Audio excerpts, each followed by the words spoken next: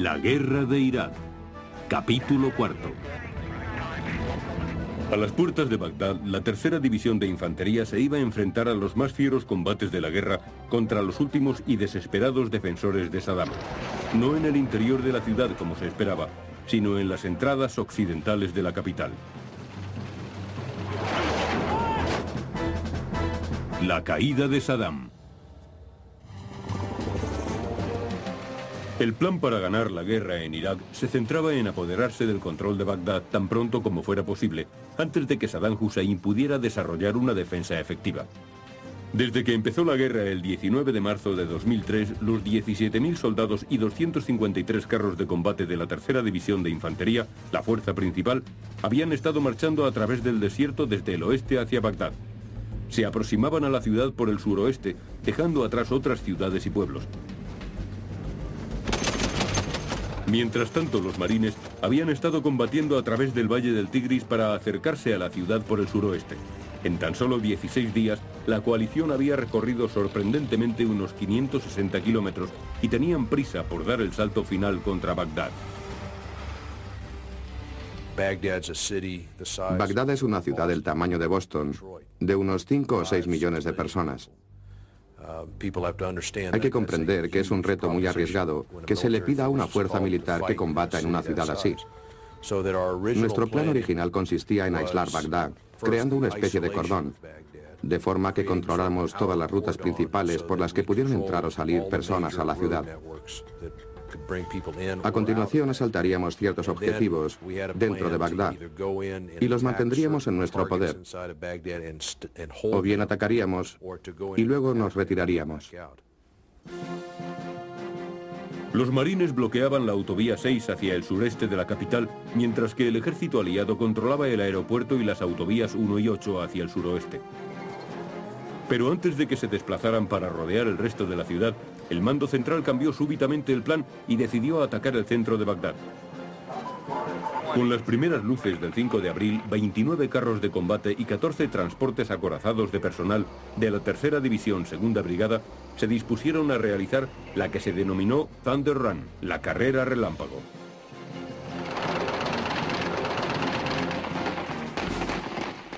Francamente, no tenía intención de atacar Bagdad tan pronto como lo hicimos. Antes quería asegurarme de lo que el enemigo estaba haciendo y de cuáles eran sus defensas. Fue el comandante general Buford Blunt, comandante de la tercera división, quien convenció al general Wallace de que la mejor forma de conocer al enemigo era enfrentarse a él. Y mejor hacerlo cuanto antes. Sabíamos que las fuerzas acorazadas de Bagdad no iban a ser muy numerosas, pero no sabíamos cuántos fedayín y guardias republicanos iban a estar allí. Así que me dije, vamos a averiguarlo. Además, Blunt tenía otro motivo relacionado con las conferencias de prensa del ministro de Información iraquí. Bagdad Bob, como le llamábamos, estaba en el Hotel Palestina diciendo que no habíamos tomado el aeropuerto y que los iraquíes estaban ganando la guerra.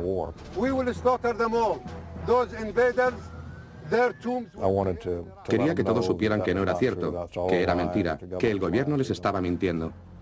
Como la ciudad no había sido totalmente rodeada, la orden fue una sorpresa completa para los hombres de la segunda brigada. El día 4, cuando me dijeron alrededor de las 4 de la tarde que tenía que ir a Bagdad, me quedé sorprendido durante un instante y dije, no me lo esperaba. Nos quedamos con la boca abierta. No podía creerlo. Le dije que debía estar bromeando, pero me contestó que no bromeaba. Nos reorganizamos rápidamente, concebimos un plan y así lo llevamos a cabo. Blunt y el comandante de la segunda brigada fijaron una ruta que les llevaría por la autovía 8 hasta las calles céntricas antes de dirigirse al oeste y luego volverían al aeropuerto. Le dije a Dave Perkins, creo que esta es la mejor ruta para el primer ataque de nuestras fuerzas acorazadas. Tendréis espacio de maniobra y se os podrán enviar refuerzos si los necesitáis. Entramos por la puerta de atrás. Creo que no sabían que otra brigada pesada les iba a llegar por el norte, por la autovía 8. No sabían que esa brigada cambiaría el rumbo hacia el oeste y entraría por detrás, mientras ellos vigilaban la primera brigada que estaba en el aeropuerto. Los generales vieron en directo, por medio de una cámara montada en un avión teledirigido Hunter, cómo se desarrollaba la acción. Enviamos nuestro único vehículo de observación para saber lo que estaba ocurriendo. En principio para obtener información directa de la división y de la brigada, pero también para conocer la reacción del enemigo. Por supuesto, el ataque salió adelante, aunque el combate fue más duro de lo que esperábamos.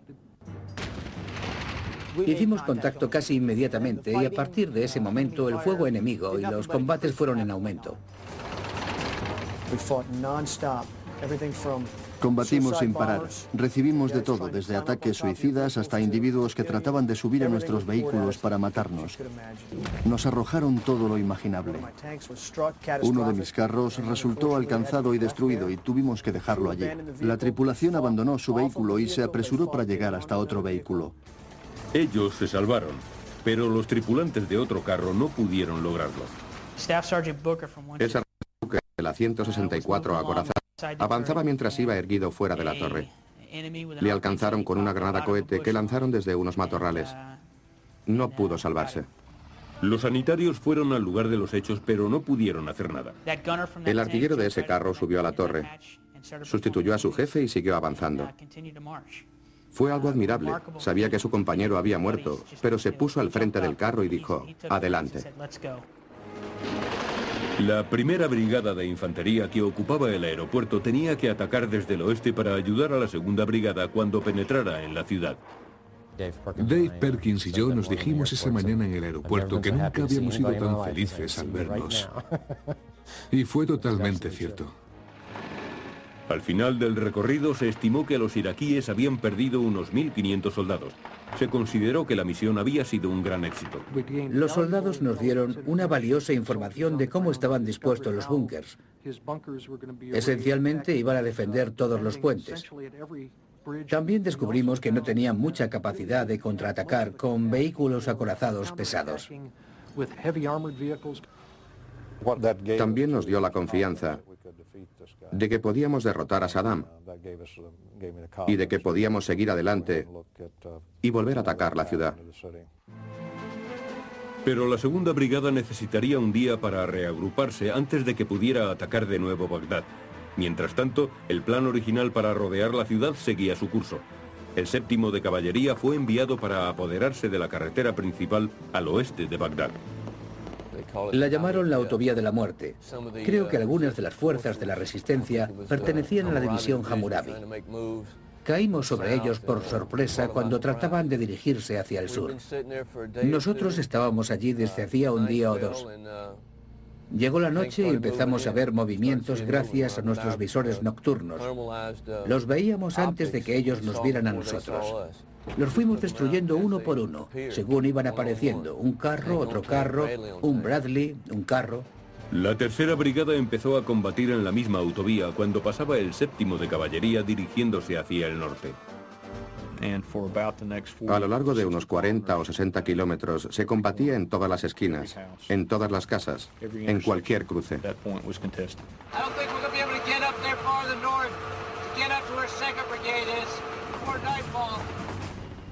Bagdad era la ciudad más militarizada que he visto en mi vida. En cada rincón nos disparaban con una cantidad tremenda de morteros y de cohetes granada. Definitivamente el enemigo no quería ceder la parte norte de Bagdad. Pero al terminar el día, la tercera brigada consiguió asegurar su objetivo principal, el cruce de la autovía 1 hacia el norte. A continuación, siguieron hacia el este, hacia el puente sobre el Tigris llamado Objetivo Montgomery.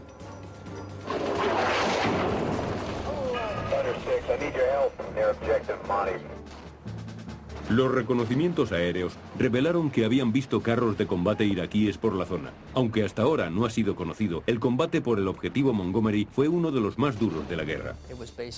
Nos esperaba un pequeño batallón de carros con 2 batallones de artillería de soporte. Los batallones de artillería estaban detrás de una gran zanja al otro lado del canal. No sabíamos que estaban allí, pero los bombardeamos desde el aire, con la artillería y con fuego directo. Cuando conquistamos el puente sobre el Tigris, al enemigo no le resultó fácil salir de Bagdad. Trató de volarlo. Pelearon con uñas y dientes contra nosotros durante unas 50 o 60 horas. Hacia el norte quedaban todavía miembros de la Guardia Republicana. Detrás de ellos llegaban los Fedayeen, y desde Tikrit enviaban fuerzas acorazadas. Se abrió un fuego incesante hasta casi agotar la munición. A todo mi grupo de combate le faltaba combustible, así que tenía que conseguirlo, así como municiones. Cuando un vehículo de suministro se acercaba trayendo el tan esperado combustible y las municiones, nuestra principal fuente de abastecimiento en esos momentos, le alcanzó el fuego enemigo. Perdimos la provisión inmediata de munición de 25 milímetros para los Bradley. Además murieron varios soldados. Pero después de 2 días de continuos combates, la tercera brigada tuvo éxito cortando el flujo de tropas iraquíes que provenían del norte. No tuvieron el reconocimiento ni la publicidad que merecían, pero allí hubo muchos héroes. El 6 de abril, el ejército había acordonado toda la mitad occidental de Bagdad. Sin embargo, los marines que eran responsables de la mitad oriental de la ciudad apenas habían empezado a asegurar su zona asignada.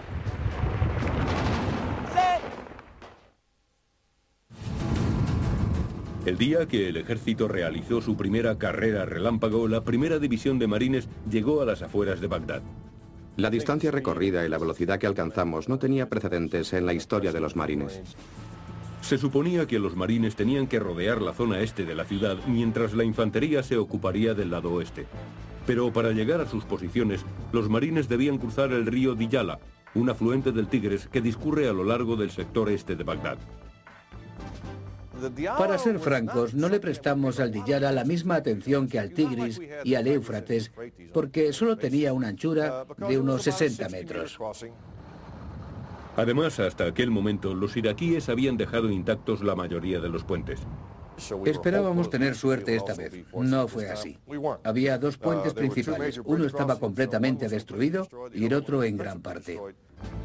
Los comandantes de los marines observaron por medio de su vehículo espía que el enemigo había tomado posiciones y que estaba en esos puentes dispuesto a defender la línea del río. Un consejo para el comandante de la división fue: busca otro lugar, es un río muy largo. Durante 24 horas, equipos de reconocimiento buscaron otro punto por el que cruzar el Diyala, pero llegaron a la conclusión de que aquel lugar era el mejor. Así que dirigieron a toda la división hacia el puente principal del Diyala. Pero para entonces habían perdido un día entero. Combatieron casa por casa.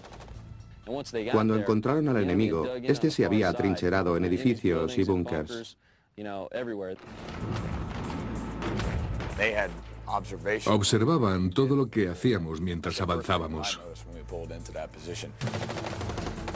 Cuando nos dirigimos a sus posiciones, tuvimos que soportar un fuego constante. En cuanto los marines aseguraron el lado este del río, llamaron a los ingenieros para que inspeccionaran los puentes. Había 2 puentes. El del sur era un puente antiguo que no había sido usado durante cierto tiempo y que tenía un gran agujero de unos 6 metros en uno de sus lados. El otro puente, el de la carretera principal, era mucho más reciente, pero le faltaba un arco entero.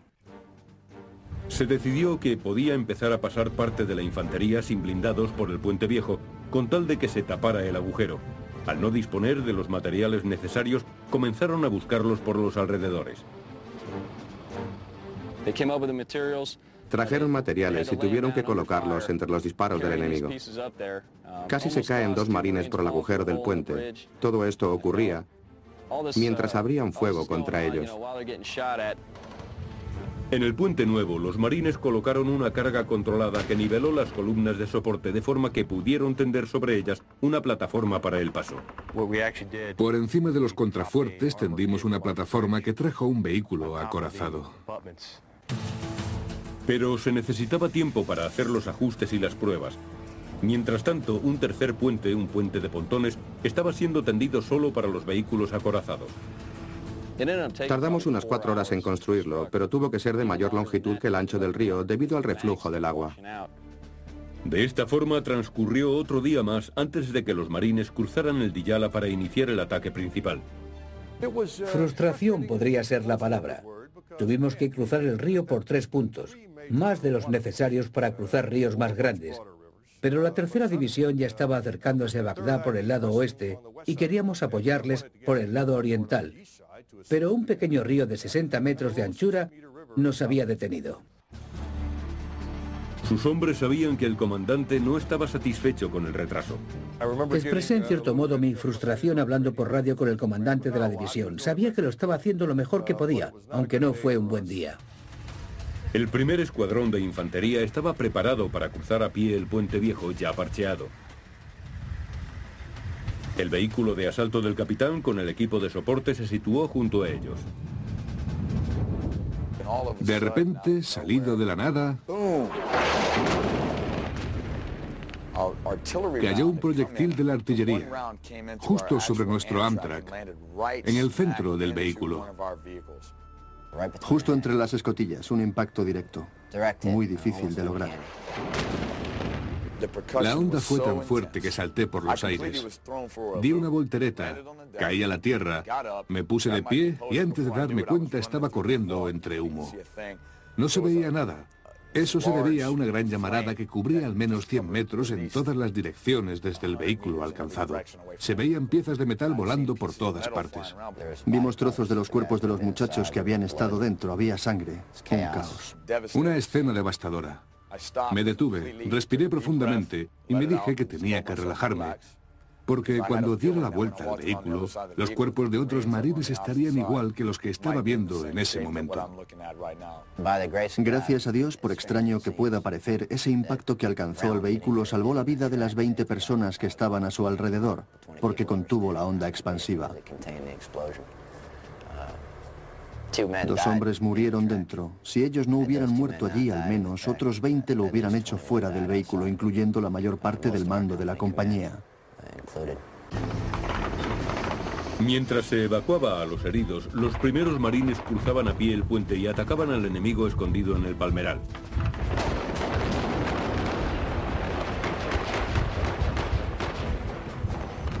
Los blindados comenzaron a cruzar el puente por la tarde. Cuando finalmente empezamos a cruzar el puente fue un momento muy espectacular. El 7 de abril, el mismo día que los marines atacaron después de cruzar el río Diyala, el ejército decidió que era el momento de lanzar una segunda incursión relámpago. Los objetivos para el día 7 eran atacar de nuevo la ciudad para confirmar las tácticas que los iraquíes emplearían en su defensa. En segundo lugar, se comprobaría si después de nuestra incursión relámpago habían variado sus tácticas. Teníamos intención de retirarnos por el mismo sitio por donde habíamos venido. Volvimos a mirar los mapas para planificar las operaciones. Queríamos saber dónde estaba el centro neurálgico de la ciudad para dirigirnos hacia él. Siempre nos habíamos fijado en el área de Palacio y en el centro de gobierno, así que fuimos hacia allí.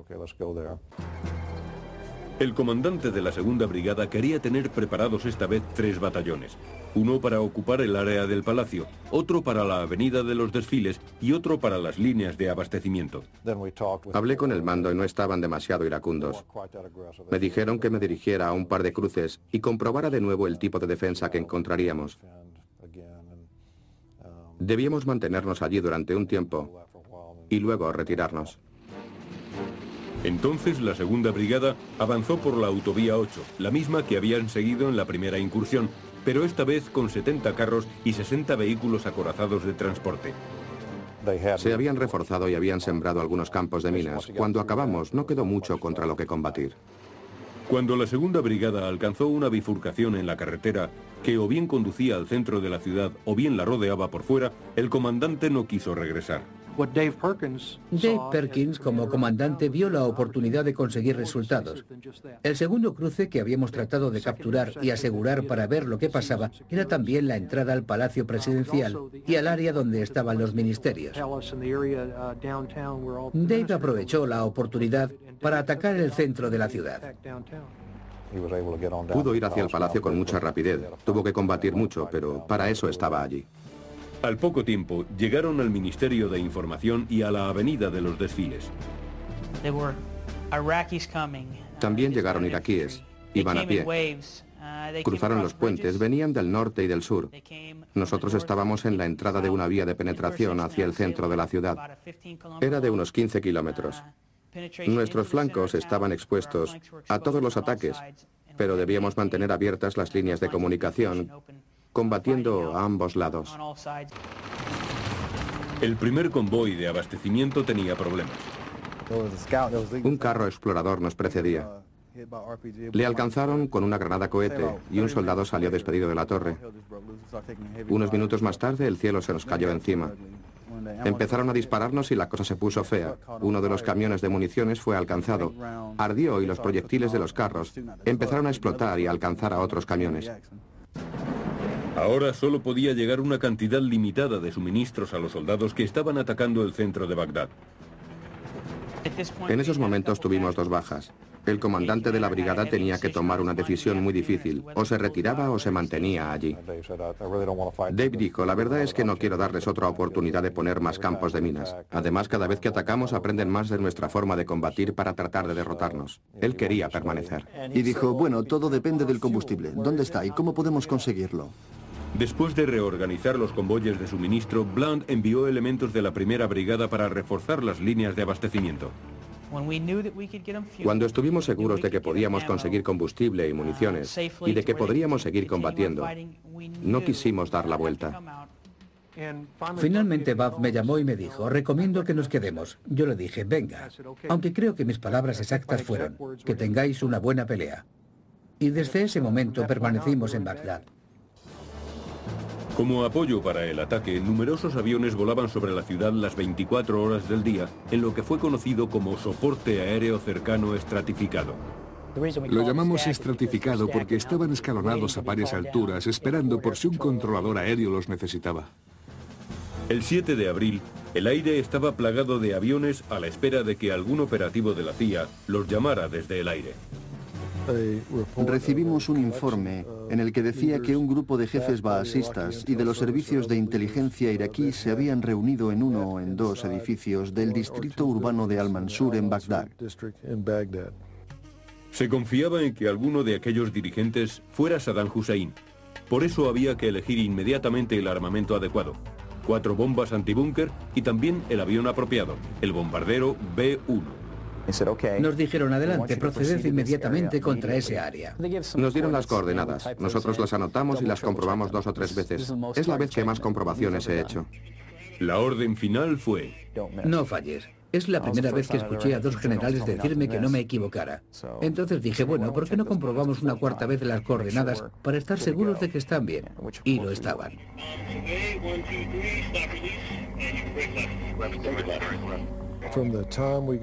Desde el momento en que recibimos la información hasta que las bombas alcanzaron el objetivo, transcurrieron 45 minutos. Lo que quiere decir que desde el momento que se dieron a conocer los objetivos de la tripulación del B-1 hasta que éste lanzó las bombas, habían transcurrido menos de 12 minutos. Destruyeron 4 casas y mataron a 14 civiles. No se sabe cuántos dirigentes iraquíes murieron, si es que murieron, o solo hirieron a algunos, pero tuvo su efecto. Estaba claro que era un punto de inflexión, un hecho muy importante en aquel momento. Creímos que los habíamos alcanzado y ellos creyeron lo mismo. Eso unido a que las fuerzas de tierra que habían tomado el aeropuerto habían entrado ahora en Bagdad, resultó un síntoma claro de que el régimen se estaba derrumbando. Pero se necesitarían 2 días más de combates para convencer a los ciudadanos de Bagdad de que el régimen estaba acabado.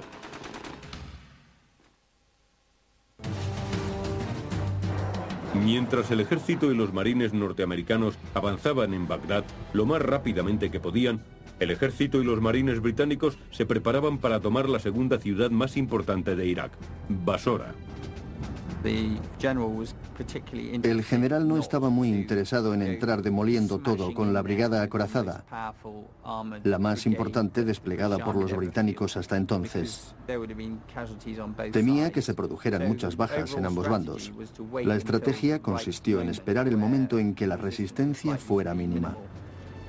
Situaron puestos de control en los puentes principales y en las autovías que conducían a la ciudad para impedir el flujo de combatientes y de armas, pero los iraquíes encontraron algunas formas peculiares de conseguir sus objetivos. Reunieron a civiles, a mujeres y a niños, y casi los arrojaron contra nosotros en los puentes.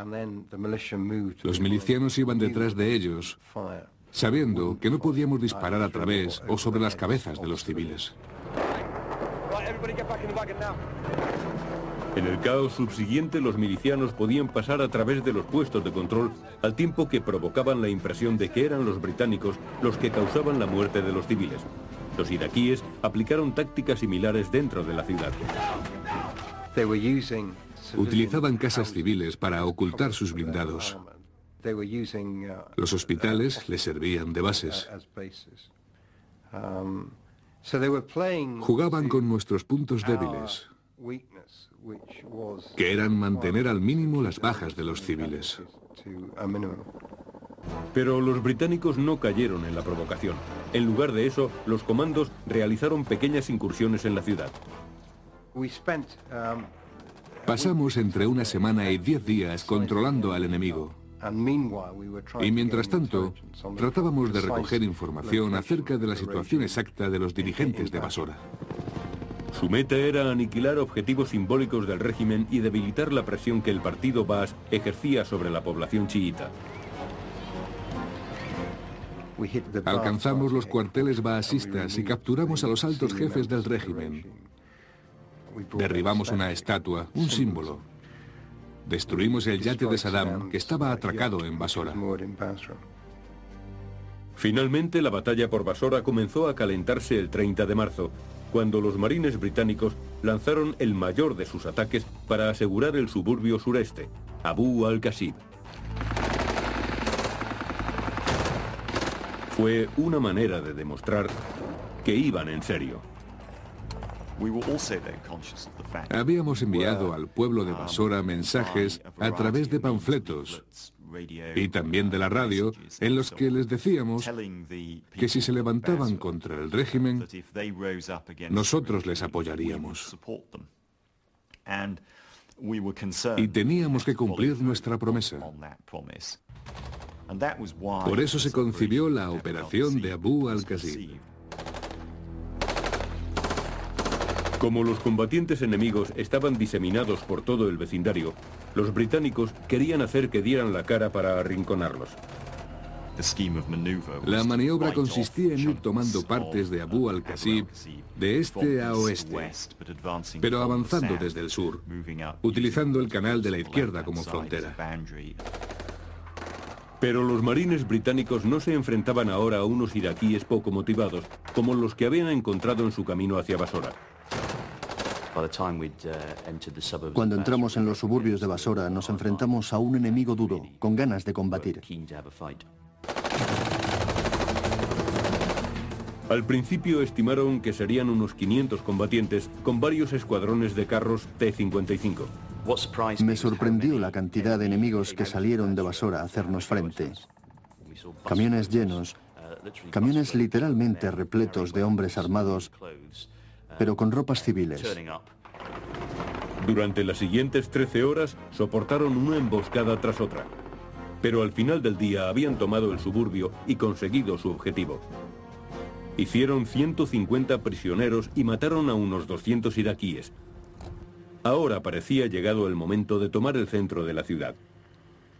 Después de tomar Abu al-Qasib, solo nos quedaba una cosa por hacer: tomar Basora. Debían asegurarla para que no pudieran ser atacados por la retaguardia. El 5 de abril empezamos a recibir informes de que el régimen estaba derrumbándose. Entonces, el 6 de abril, les dije a los comandantes de los dragones escoceses y a los de la Guardia Negra, que planeaban hacer incursiones contra Bagdad a la mañana siguiente, que si se les presentaba la oportunidad, combatieran, que se quedaran allí y que aprovecharan el momento. Sus incursiones fueron muy agresivas. La 7ª Brigada, con cerca de 100 carros y transportes de personal, atacaron 2 carreteras principales desde el noroeste, mientras los marines británicos aseguraron algunos puentes y un palacio al este, para distraer así la atención del enemigo respecto del ataque principal. Hubo algunos combates duros, rayando en brutales. La gente subía a nuestros carros. Otros fingían estar muertos y de repente se ponían a lanzarnos granadas. Pero era algo puntual. Y en cuanto quebramos su resistencia, parecieron evaporarse. El enemigo desapareció totalmente. Abandonaron tazas de té sobre la mesa, armas, botas. Literalmente dejaron todo lo que tenían. Los iraquíes parecían encantados de vernos. Se ponían a ambos lados de la calle y agitaban las manos y nos aclamaban. Aquella era una recepción muy diferente de la que los soldados de la coalición estaban experimentando en Bagdad.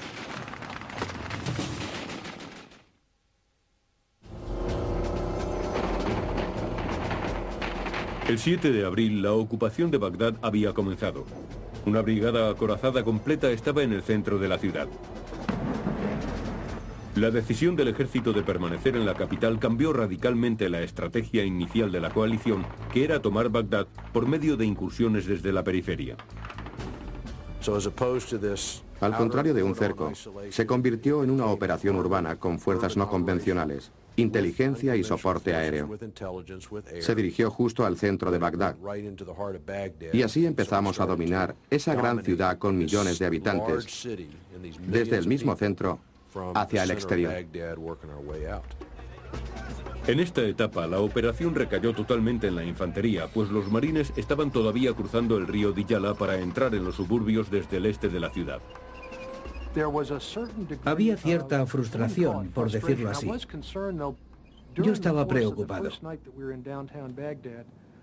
Durante la primera noche que estuvimos en Bagdad, la 2ª Brigada sufrió unos violentos contraataques que provenían del Tigris. Podían lanzarlos sin problemas porque al este los marines no ejercían ninguna presión sobre su flanco. Era obvio que los iraquíes todavía mantenían el suficiente dominio y control para montar ataques relativamente coordinados contra la 2ª Brigada. Contraatacaron durante 2 días. Pasaban por los puentes y por el zoológico. Tenían muchas armas, muchas granadas cohete. Los Fedayeen, los miembros del partido Baas y la Guardia Republicana Especial se lanzaron al contraataque. Mientras tanto, la 3ª Brigada atacaba la ciudad a través de la autovía 1 norte y la autovía Abu Ghraib hacia el oeste. En su avance, capturaron algunos enclaves importantes. Lo que consiguieron permitió a la 3ª División tomar la región al oeste del Tigris y empezar a presionar al enemigo desde el exterior. Cuando la 3ª Brigada se unió a las refriegas en el centro de la ciudad, los contraataques se estaban reduciendo a emboscadas. Había una diferencia enorme entre vecindarios. En algunos aparecía la gente y a veces nos asustaban, francamente. Nos saludaban agitando banderas blancas y nos aclamaban. Y en otro vecindario, cuando dabas la vuelta a la esquina, empezabas a recibir por todas partes fuego de las granadas cohete y de los rifles. Nos encontrábamos con grupos de resistencia, normalmente pequeños, de unas 6, 7, 8, 10 personas, nada importante. De vez en cuando aparecía un T-72 y le volábamos la torre. Gradualmente el enemigo comenzó a desaparecer. Sus ataques se volvieron cada vez más débiles o más reducidos en número. El 8 de abril, cuando la 3ª División se desplegó por Bagdad Oeste, los marines cortaron por fin las carreteras de acceso al noroeste de la ciudad. También capturaron y utilizaron como base logística el aeropuerto de Rasid. Finalmente, se dispusieron a atacar a la ciudad misma el 1º y el 7º regimientos de marines desde el sureste y el 5º desde el norte.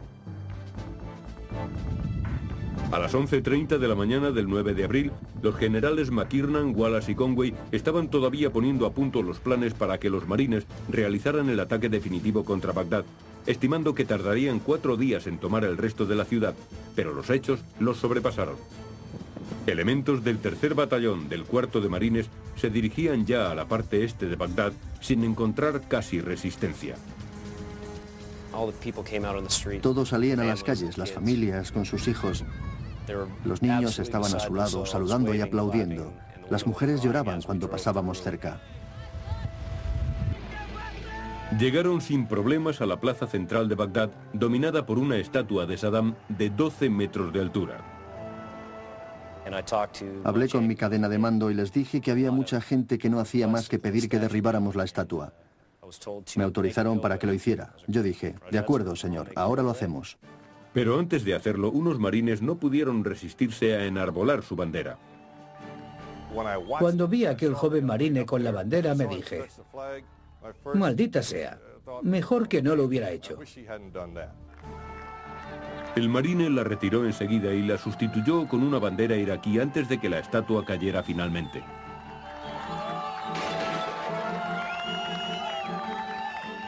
No había caído al suelo ni hacía medio segundo cuando los iraquíes la rodearon y literalmente la despedazaron con manos, palos y piedras.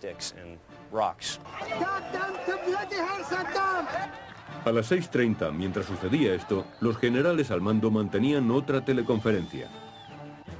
Para entonces, ya se sabía que los milicianos habían desaparecido. El ministro de Información iraquí se había esfumado. Saddam Hussein y sus compinches habían desaparecido también. Todos estábamos sorprendidos de que no presentaran en Bagdad la misma resistencia que presentaron en Nasiriyah y en otras ciudades. Por supuesto hubo resistencia, alguna con entrega total, pero no muy fuerte, no estaba organizada y no tenían muchas armas. En ese aspecto, nuestros movimientos tuvieron mucho más éxito. Fueron mucho más rápidos de lo que esperábamos. Fue un punto de inflexión simbólico de la guerra, pero no el fin de ella, como pronto descubriría el 5º de Marines. Se había visto a principios del día a Saddam Hussein y algunos de sus oficiales, al menos eso parecía, así que cuando nos avisaron, atacamos inmediatamente. Se le había visto en una casa junto a una mezquita. Según recuerdo, había unos 70 u 80 combatientes en la mezquita. Muchos estaban fuera de ella disparando contra nuestros vehículos. Casi todos los que pasaban por allí fueron alcanzados por granadas cohete o por ametralladoras pesadas. Presentaron una resistencia muy fuerte. Los enemigos, unos 200, resultaron ser aliados extranjeros del régimen iraquí que utilizaban el arsenal que había en la mezquita. Nunca tuvimos intención de entrar en las mezquitas, pero si nos combatían dentro de ellas, debíamos entrar y limpiarlas. En aquel día de combates murió un marine y 51 resultaron heridos, pero no encontraron a Saddam. Esa fue la última resistencia significativa con que nos encontramos. En mi opinión, conseguimos quebrantar la resistencia enemiga en aquella parte de Bagdad. Con Bagdad bajo el control de la coalición, el esfuerzo bélico podía ser dirigido hacia las ciudades del norte, Kirkuk, Mosul y Tikrit, la ciudad natal de Saddam.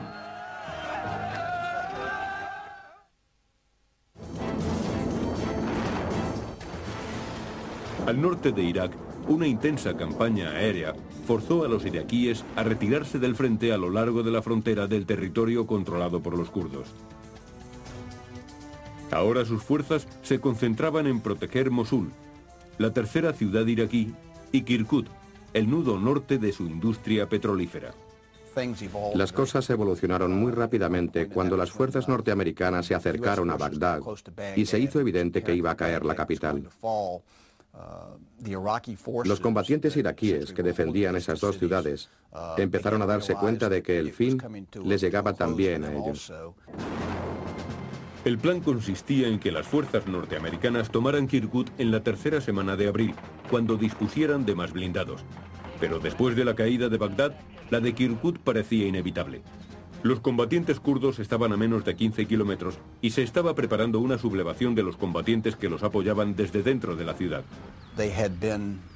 Habían soportado unos bombardeos tremendos de las fuerzas norteamericanas y se habían difuminado. Es la cosa más sorprendente que he presenciado. Es como si las fuerzas iraquíes de Kirkuk se hubieran evaporado dentro de la ciudad. El 10 de abril, los combatientes kurdos, junto con las fuerzas especiales, entraron en Kirkuk y se apoderaron del control de la ciudad sin encontrar casi resistencia. Varios días más tarde, pasó lo mismo en Mosul. Las fuerzas iraquíes se disolvieron en la ciudad, desaparecieron.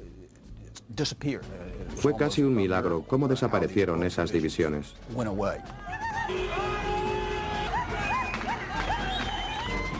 Ahora la atención se concentraba en Tikrit, el último reducto iraquí. Se trataba de la ciudad natal de Saddam Hussein, 200 kilómetros al norte de Bagdad. Sorprendentemente, no sería la infantería, sino los marines, con sus líneas de abastecimiento ya extendidas a lo largo de un gran territorio, los que fueron enviados a Tikrit el 12 de abril. Creo que uno de los grandes engaños de esta operación fue que muchos creían que no íbamos a atacar hasta que la 4ª División de Infantería estuviera allí. Pero atacamos 2 semanas antes, lo que nos dio una gran ventaja táctica. Primero se envió a la aviación. La campaña aérea fue muy dura. Nos allanó el campo de batalla porque se requería que llegáramos enseguida. Casi sin resistencia, el grupo de combate Trípoli llegó a Samara, una población al sur de Tikrit, antes del mediodía. Un informante local dijo que había prisioneros de guerra allí, pero no mostró a los marines donde se encontraban. Tenía miedo de que lo apresaran. Un sargento muy perspicaz que trabajaba en el equipo de recursos humanos resolvió la situación muy bien. Cogió a este individuo, le dio un equipo de GPS y le dijo: pon esto enfrente de la puerta. Se trataba del sargento Christopher Cerilo.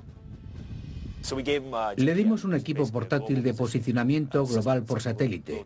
Era muy pequeño. Fue al sitio, lo puso donde estaban y regresó. Fuimos a la casa y desde el otro lado de la puerta alguien empezó a gritar diciendo: soy americano, mis amigos están dentro. Los 5 estábamos sentados en aquella habitación con los guardias. Entonces oímos muchos gritos y de pronto escuchamos que alguien estaba golpeando la puerta. Ronald Young y David Williams eran los 2 pilotos que fueron capturados después de que su helicóptero Apache fuera derribado 22 días antes. Un instante después tenía un marine delante de mí con un fusil apuntándome a la cara. Fue sorprendente. No pude controlar mis emociones y empecé a llorar. Fue maravilloso oír su voz cuando entró y ver la manera tan profesional con la que había sido entrenado. Fue algo rápido, enérgico y no sé qué decir, incluso hoy en día. Sacamos rápidamente a todos los prisioneros de forma casi instantánea. Nos metimos allí y al instante los teníamos fuera. Fue una experiencia fenomenal.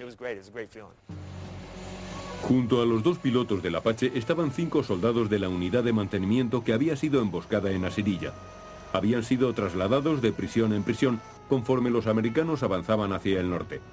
Los alimentaron y curaron sus heridas correctamente, pero pasaban miedo sin saber qué les iban a hacer los iraquíes.